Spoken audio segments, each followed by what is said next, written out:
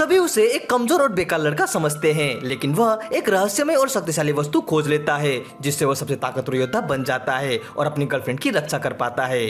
Wong चीन का एक आम कॉलेज छात्र है जिससे अपने बचपन की दोस्त याओ से प्यार है। याओ उसकी क्लास की सबसे पॉपुलर लड़की है और वोंग सालों से अपने दिल की बात छुपाए हुए है। लेकिन एक दिन ट्रूथ एंड डेयर गेम के दौरान याओ बताती है कि उसे भी वोंग पसंद है। यह सुनकर वोंग खुद को दुनिया का सबसे खुशकिस्मत इंसान मानता है, पर उसकी ये खुशी ज्यादा देर तक नहीं टिकती। याओ को पसंद करने वाला एक और लड़का जुन, जो कि एक बदमाश है, यह बात जान जाता है और वोंग को सबक सिखाने आ जाता है। वह अपने गुंडों को वोंग को पीटने का हुक्म देता है और कहता है कि वो याओ के लायक नहीं है। वोंग शांति से बात करने की कोशिश करता है, लेकिन जुन याओ को वीडियो कॉल करके दिखाता है कि उसका पसंदीदा लड़का कैसे पीटा जा रहा है। याओ डर जाती है और कहती है कि मारना बंद करो, लेकिन जुन कहता है कि वो तब तक नहीं रुकेगा जब तक वोंग यह न कह दे कि उसे याओ पसंद नहीं है। गुंडे वोंग को पीटते रहते हैं, लेकिन आखिरकार वोंग का गुस्सा फूट पड़ता है और वह जुन से कहता है कि ऐसा कमीना कभी याओ को पाने के लायक नहीं हो सकता। फिर वह पूरी ताकत से एक गुंडे को टक्कर मारता है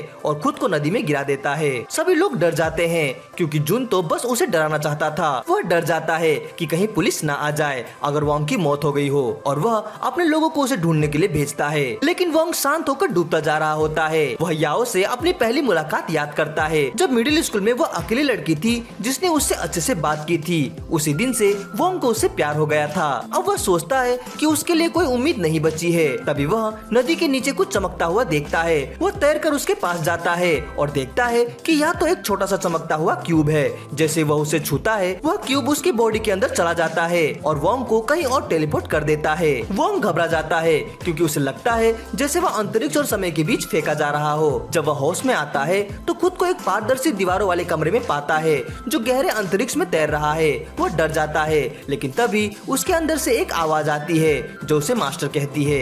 ये आवाज उसे बताती है कि वह इस शक्ति के कारण टेलीपोर्ट हुआ है। इससे पहले कि वोंग कुछ समझ पाए, वो फिर से टेलीपोर्ट हो जाता है। इस बार उसी नदी के ऊपर आसमान में जहाँ से वह गिरा था।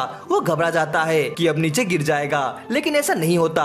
वो देखता है कि जुन और उसके गुंडे अब भी उसे नदी में ढूंढ रहे हैं। फिर वोंग फिर से टेलीपोर्ट होकर अपने क्लासरूम में पहुंचता है। क्यूब की आवाज उसे बताती है ऐसा इसलिए हो रहा है क्योंकि वो अपनी शक्ति को कंट्रोल नहीं कर पा रहा। फिर कोई उसके क्लासरूम में आने वाला होता है और वोंग को दोबारा उसके फ्लैट में भेज दिया जाता है। वह एक आरामदायक शावर लेता है और तभी याओ को कॉल करता है। वो बहुत परेशान होती है क्योंकि उसने वोंग को नदी में गिरते देखा था। वो उसे झूठ बोलता है कि वह तैरकर नदी की दूसरी ओर चला गया था जिससे जुन को बेवकूफ बना सके। याओ कहती है कि पुलिस को कॉल करो, लेकिन वोंग कहता है कि वो ठीक है और फिर फोन काट देता है। वह सोचता है कि याओ को वह कभी ये सब नहीं बताएगा क्योंकि वह नहीं चाहता कि वो किसी खतरे में पड़े। तभी क्यूब की आवाज फिर से आती है क्योंकि अब वोंग शांत है।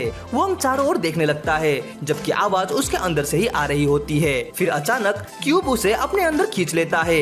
एक बार फिर वोंग खुद को उसी रहस्यमय अंतरिक्ष वाले कमरे में पाता है जहाँ क्यूब उसे बताता है कि अब वह हेराड्रिक क्यूब का मालिक बन चुका है, जिसे अल्टीमेट यूनिवर्स सिस्टम भी कहा जाता है। यह सिस्टम उसे एक ऐसा योद्धा बना सकता है जिससे कोई उसे हरा ना सके। वोंग को क्यूब की बात समझ में नहीं आती, लेकिन उसे यह सब बहुत रोचक लगता है। वो उस कमरे की पारदर्शी दीवारों को गौर से देखता है और फिर क्यूब से पूछता है कि उसने उसकी मदद क्यों की। तभी वो अचानक उड़ने लगता है। क्यूब बताता है कि वो सिर्फ उसकी इच्छा पूरी करने में मदद कर रहा है, एक दिन दुनिया का राजा बनने की। अगले ही पल वोंग खुद को बादलों के ऊपर उड़ता हुआ पाता है और फिर ठीक अपने घर की छत के ऊपर हवा में मंडराता हुआ। वो डर जाता है कि कहीं गिर न जाए, लेकिन क्यूब उसे आराम से नीचे उतार देता है। हालांकि बार बार टेलीपोर्ट करने में बहुत ऊर्जा खर्च हो गई थी, इसलिए क्यूब उसे बताता है कि अब अगली बार टेलीपोर्ट करने से पहले 1 मिनट का कूल डाउन टाइम होगा। वोंग बैठ जाता है और क्यूब से पूछता है कि वो टेलीपोर्टेशन को ठीक से कंट्रोल करना कैसे सीख सकता है, जैसे कि वो जहाँ चाहे सीधा वहाँ पहुँच सके। क्यूब उसे उसकी दूसरी खास शक्ति के बारे में बताता है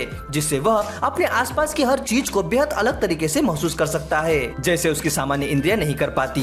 यह नई शक्ति वोंग को हैरान कर देती है, लेकिन कुछ ही सेकंड में वो पूरी तरह थक जाता है और वह सुपर सेंस मोड से बाहर आ जाता है। तभी वह फिर से उस अंतरिक्ष वाले कमरे में पहुंच जाता है। क्यूब उसे बताता है कि शुरुआत के हिसाब से वह काफी अच्छा कर रहा है। वोंग ये सुनकर खुश हो जाता है, लेकिन तभी उसे सीने में तेज दर्द होता है और वह होश खो बैठता है। अगली सुबह वोंग अपने कमरे में जागता है और उसके पास क्यूब भी मौजूद होता है। वोंग घबरा जाता है और पूछता है कि वह बाहर कैसे आ गया। क्यूब बताता है कि आपात स्थिति में वह खुद को बाहर प्रकट कर सकता है ताकि अपने होस्ट की जान बचा सके।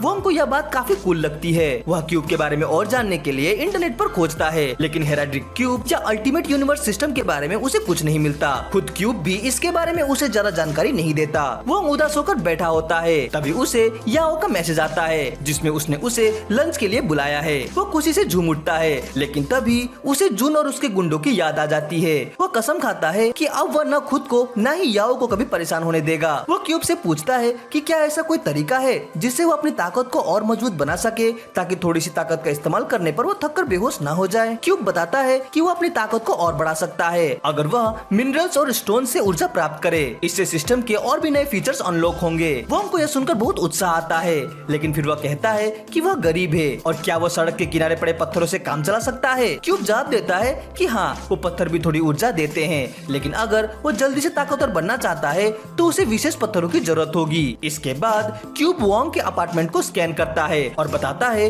कि शोकेस में रखे क्रिस्टल और उसकी माँ की सिंथेटिक डायमंड रिंग में कुछ हो सकता है, लेकिन वोंग मना कर देता है क्योंकि उसके माता पिता उन चीजों को बहुत महत्व देते हैं। तभी क्यूब बताता है कि उन चीजों में कोई ऊर्जा नहीं है, लेकिन नीचे बगीचे में एक असली स्टोन है जो उसके लिए बहुत उपयोगी होगा। वोंग तुरंत तैयार होता है और उस स्टोन को निकालने के लिए बाहर टेलीपोर्ट हो जाता है। वह एक बार फिर क्यूब से पूछता है कि वो उसकी मदद क्यों कर रहा है। क्यूब जवाब देता है कि वो वोंग की इच्छा को पूरा करेगा, दुनिया का राजा बनने की। वोंग कहता है कि उसकी ऐसी कोई इच्छा नहीं है, वह बस याओ को सुरक्षित रखना चाहता है। तब क्यूब कहता है कि यह दुनिया उतनी सरल नहीं है जितनी वोंग समझता है, और अगर वो अपनी लड़की की रक्षा करना चाहता है तो उसे ऐसा योद्धा बनना होगा जिसे कोई हरा ना सके। लेकिन फिर वोंग क्यूब से कहता है कि अब बकवास बंद करे और बस सीधे बताए कि स्टोन कहाँ है। क्यूब उसे अपनी सुपर सेंस शक्ति का इस्तेमाल करने को कहता है और उसका उपयोग करके वोंग उस स्टोन को एक पेड़ के पास खोज लेता है। वह जल्दी ही उसे खोद कर निकाल लेता है। क्यूब फिर कहता है कि अब वह स्पेस रूम में लौटे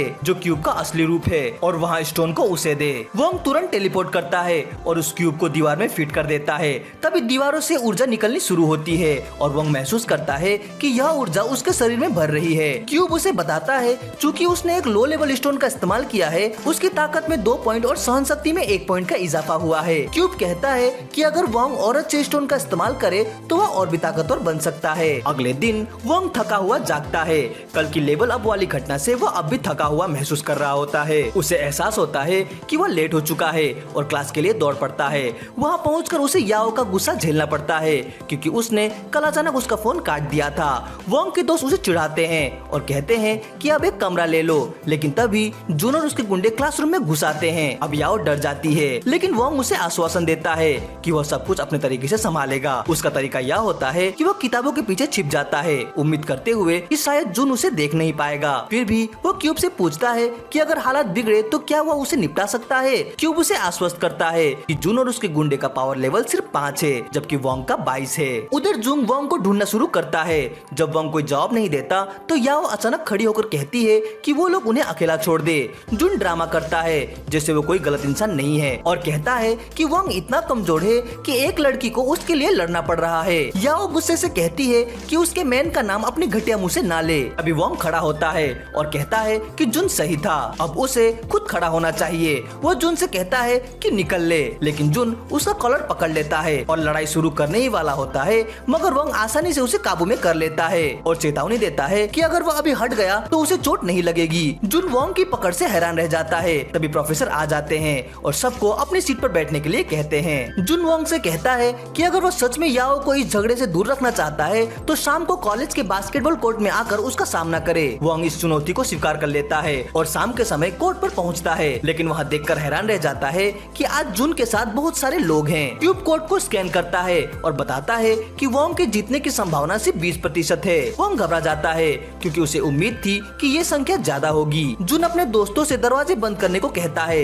और फिर वोंग से कहता है कि अगर वो माफी मांग ले और वादा करे कि याओ से कभी नहीं मिलेगा तो वह उसे छोड़ देगा। वोंग हंसते हुए कहता है कि उसने कभी सोचा नहीं था कि एक नामी बदमाश इतना ज्यादा डरपोक होगा कि एक लड़के से लड़ने के लिए उसे पूरी फुटबॉल टीम बुलानी पड़े। जून गुस्से में आ जाता है क्योंकि वोंग उसके साथ माइंड गेम खेल रहा है, लेकिन उसे पता है कि अगर वो पीछे हटा तो उसके गुंडे उसका सम्मान खो देंगे। तभी जून का सबसे ताकतवर फाइटर सामने आता है और वोंग से 1-on-1 फाइट करने के लिए तैयार हो जाता है। वोंग क्यूब से पूछता है कि उसका पावर लेवल कितना है, पर चलता है कि वो 10 है। वोंग सोचता है कि ये आसान होगा, लेकिन फिर भी वो सतर्क रहने का फैसला करता है। जैसे ही फाइट शुरू होती है, वो गंजा गुंडा एक बास्केट उठाकर पूरी ताकत से वोंग की तरफ फेंकता है और साथ ही एक के बाद एक पंच मारने की कोशिश करता है, लेकिन वोंग सब कुछ आसानी से चकमा दे देता है और थोड़ी देर में वो गुंडा थक जाता है। वो अब भी आगे बढ़ने की कोशिश करता है क्योंकि उसके दोस्त उसे चीयर कर रहे होते हैं, लेकिन वोंग उसका पैर पकड़कर उसे जमीन पर गिरा देता है और एक जबरदस्त मुक्के से उसे बेहोश कर देता है। उसके बाद वोंग उसे एक तरफ फेंक देता है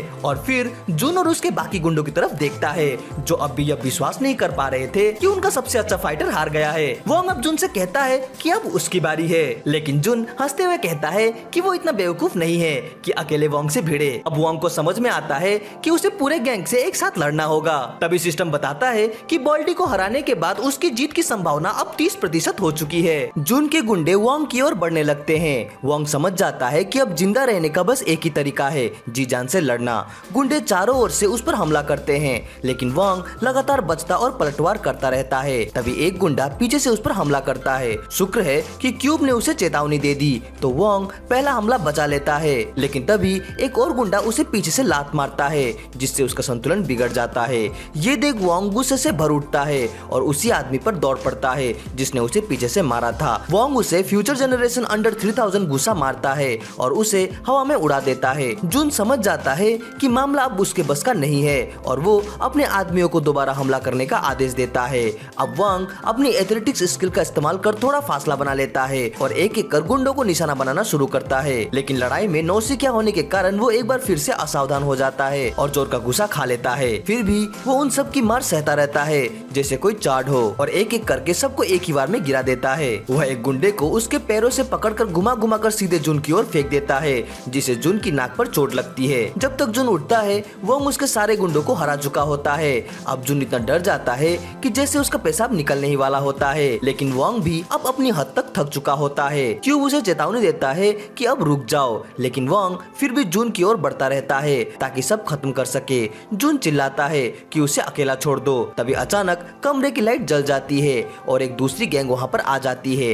वे ताली बजाते हुए ताना मारते हैं कि एक लड़के पर इतने सारे लोग टूट पड़े फिर भी हार गए। जुन चौंक कर उस गैंग के लीडर हुआन से पूछता है कि वो यहाँ क्या कर रहा है। हुआन कहता है कि वो बस उसकी बेइज्जती देखने आया है। वो जुन को नीचा दिखाते हुए कहता है कि वो तो गैंग में रहने के लायक नहीं है, लीडर बनना तो दूर की बात है। तभी वोंग उनकी बातचीत में बोल पड़ता है और हुआन से कहता है कि दखल मत दे, उसे जुन से अपना हिसाब पूरा करना है।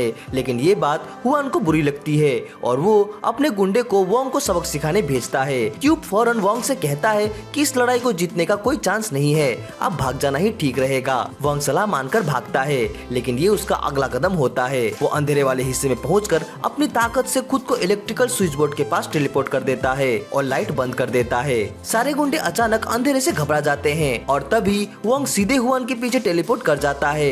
हुआन कुछ समझ नहीं पाता। वोंग उसे जमीन पर पटका देता है और फिर उसके गुंडों पर टूट पड़ता है, जो अभी तक अंधेरे में कुछ देख नहीं पा रहे होते। एक गुंडा लाइट चालू करने जाता है, लेकिन तब तक बहुत देर हो चुकी होती है। वोंग हुआन को भी हरा चुका होता है। अब जुन बुरी तरह से डर चुका होता है, लेकिन इससे पहले कि वोंग उसकी ओर बढ़े, कॉलेज की अथॉरिटी दरवाजा खटखटाती है क्योंकि उन्होंने बास्केटबॉल कोर्ट के इस्तेमाल की इजाजत नहीं ली थी। याओ भी उनके साथ होती है क्योंकि उसे पूरा यकीन होता है कि वोंग अंदर है और गैंगस्टरों से पिट रहा है। अंदर वोंग देखता है कि जुन चुपचाप भागने की कोशिश कर रहा है, तो वह सीधे उसके सामने टेलीपोर्ट कर जाता है। जुन जमीन पर सिर पटक पटक कर माफी मांगने लगता है कि उसने उसे झगड़ा क्यों किया। वोंग को इसमें एक मौका दिखता है कि वह सारा मामला सुलझा सकता है, वो भी जुन को बलि का बकरा बनाकर। थोड़ी देर में कॉलेज की अथॉरिटी दरवाजा तोड़कर अंदर आती है और देखती है कि जुन एक्टिंग कर रहा है जैसे वो वोंग को पीट रहा हो। वोंग की योजना के मुताबिक जुन सारा इल्जाम अपने सर पर ले लेता है। वो कहता है कि बास्केटबॉल कोर्ट पर हुआंग के गैंग से लड़ाई उसी ने शुरू की थी और वोंग तो बस एक बेकसूर इंसान था जो बीच में फंस गया। कॉलेज जुन को सजा देता है और वो वादा करता है कि अब कभी भी वोंग या याओ को परेशान नहीं करेगा। इसके अलावा वोंग ये भी समझ जाता है कि उसकी शक्ति की कुछ सीमाएं हैं और वो और मजबूत बनने का ठानता है और तय करता है कि और स्टोन को सोख कर खुद को ताकतवर बनाएगा। लेकिन ऐसे स्टोन्स आसानी से नहीं मिलते, इसलिए वो अपने घर के पास के पहाड़ों में कुछ ढूंढने के लिए निकल पड़ता है। लेकिन वहाँ उसे पता चलता है कि जो स्टोन्स उसे चाहिए वो या तो झील के बीचों बीच बड़े पत्थरों के अंदर है या फिर 15 मीटर गहराई में जमीन के नीचे। कुछ भी जल्दी से मिलने वाला नहीं। वो हार मानने लगता है। तभी क्यूब उसे बताता है कि जमीन के नीचे एक खोखला इलाका है जहाँ एक ताकतवर रत्न छिपा हुआ है। वोंग अपनी शक्ति से उस रत्न को महसूस करता है और उसके पास टेलीपोर्ट करने की कोशिश करता है, लेकिन दूरी ज्यादा होने की वजह से वो सफल नहीं हो पाता।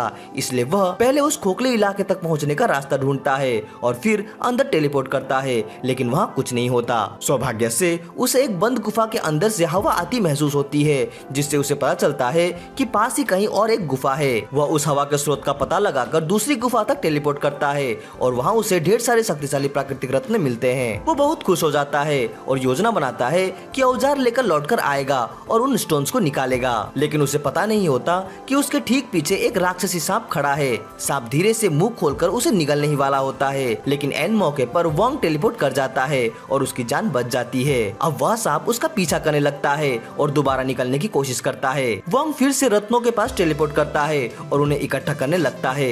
इसी दौरान एक स्टोन नीचे पानी में गिर जाता है, जिसे ढूंढने के लिए वोंग अपनी सुपर सेंस का इस्तेमाल करता है और फिर पानी में कूद पड़ता है। जैसे वह सुपर सेंस का इस्तेमाल करता है, उसे पता चलता है कि एक विशाल सांप उसके बिल्कुल पास है। वो डर से पीछे हटने लगता है और तभी सांप उस पर हमला करता है, लेकिन वोंग किसी तरह बच निकलता है क्योंकि उसने एक सेफ्टी रोप बांध रखा था। सांप नीचे पानी में गिर जाता है और वोंग राहत की सांस लेता है, लेकिन तभी उसकी रस्सी भी टूट जाती है और वो भी पानी में गिर जाता है। अब सांप उसे फिर से खाने की कोशिश करता है। वोंग अपनी फावड़ा लेकर उसे लड़ने की कोशिश करता है, लेकिन इतना बड़ा सांप उसे जकड़ लेता है। वो टेलीपोर्ट करना चाहता है, लेकिन क्यूब बताता है कि अगर वह अभी टेलीपोर्ट करेगा तो सांप भी उसके साथ चला जाएगा और अभी वह उसे अपने स्पेस रूम में नहीं ले जा सकता क्योंकि उसकी ताकत अभी उतनी नहीं है। तब वोंग अपने फावड़े से सांप पर जोरदार हमला करता है और उसे गंभीर चोट पहुंचाता है। फिर तुरंत खुद को फ्रीज करता है और स्पेस रूम में टेलीपोर्ट कर जाता है। फिर वोंग क्यूब से कहता है कि उसने जितने भी रत्न इकट्ठे किए हैं वो तुरंत एब्जॉर्ब कर ले, लेकिन क्यूब उसे बताता है कि अब वह इन रत्नों को सिंथेसाइज कर सकता है। वो समझाता है कि जैसे ज्यादातर मोबाइल गेम्स में होता है, वोंग 3 छोटे स्तर के रत्नों को मिलाकर एक उच्च स्तर का रत्न बना सकता है जो उसे बेहतर आंकड़े और कभी कभी अतिरिक्त शक्तियाँ भी देगा। वोंग तुरंत क्यूब को कहता है कि सारे रत्नों को मिलाकर नया बना दो, लेकिन वह हैरान और परेशान रह जाता है जब उसे पता चलता है कि इसमें 5 दिन से ज्यादा समय लगेंगे। तब क्यूब सलाह देता है कि वो 9 रत्नों को मर्ज कर ले और बाकी के 2 को सीधे एब्जॉर्ब कर ले। वोंग मान जाता है और 2 रत्नों को सीधे एब्जॉर्ब कर लेता है और उसके आंकड़े काफी बढ़ जाते हैं। अब वोंग नई ताकत के साथ फिर उसी गुफा में टेलीपोर्ट करता है, तैयार उस विशाल सांप से लड़ने के लिए। इस बार उसकी गति इतनी बढ़ चुकी होती है कि वो बस कुछ ही वारों में उस दैत्याकार सांप को मार देता है, लेकिन उसे इससे मजा नहीं आता और वो थोड़ा निराश हो जाता है। हालांकि वो जल्दी ही उस नदी में गिरे हुए रत्नों को ढूंढना शुरू करता है। थोड़ी देर बाद उसे वो रत्न मिल जाता है और वो समझता है कि यह बाकी रत्नों की तरह ही है, लेकिन दिखने में कहीं ज्यादा खूबसूरत है। इसलिए वो तय करता है कि इस रत्न को किसी और काम के लिए इस्तेमाल करेगा। वीडियो के नेक्स्ट पार्ट के लिए कमेंट जरूर करें। वीडियो अच्छी लगी हो तो इसे लाइक और कमेंट जरूर करें। हमसे जुड़ने के लिए चैनल को सब्सक्राइब करें। तो मिलते हैं अपनी अगली वीडियो में। Sign out.